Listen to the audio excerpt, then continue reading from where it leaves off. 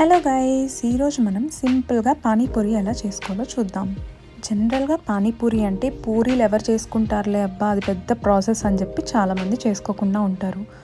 నేను ఆ ప్రాసెస్ అంతా ఎలిమినేట్ చేస్తూ ఈరోజు ఈ పాపడ్స్తో నేను పానీపూరి ట్రై చేస్తున్నాను. ఇవి మీకు రెడీగా ఎక్కడైనా ఇండియన్ స్టోర్లో కానీ లేకపోతే ఇండియాలో ఏ వడియాల షాప్లో అయినా కానీ దొరికేస్తాయండి. ఈసారి ఖచ్చితంగా ఇవి తెచ్చి పెట్టుకోండి మీరు. ఇవి మనం బండి మీద తినే పానీపూరీల కంటే కొంచెం హార్డ్గా ఉంటాయి. బట్ పానీ వేసినప్పుడు చాలాసేపు వాటర్ని రిటైన్ చేసుకోగలవు, మెత్తగా అయిపోయి పగిలిపోకుండా ఉంటాయి.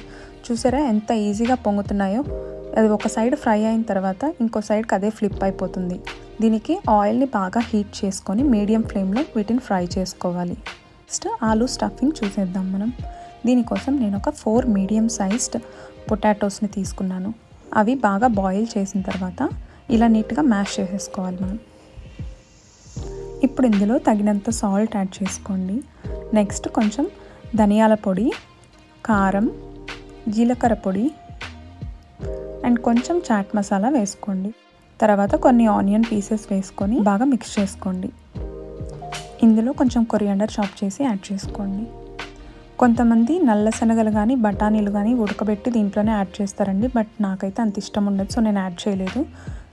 ఇప్పుడు పానీ ప్రిపరేషన్ కోసం ఒక మిక్సర్ జార్లో కొంచెం పుదీనా, కొత్తిమీర, ఒక గ్రీన్ చిల్లీ అండ్ కొంచెం అల్లం వేసి దీన్ని బాగా గ్రైండ్ చేసుకోండి.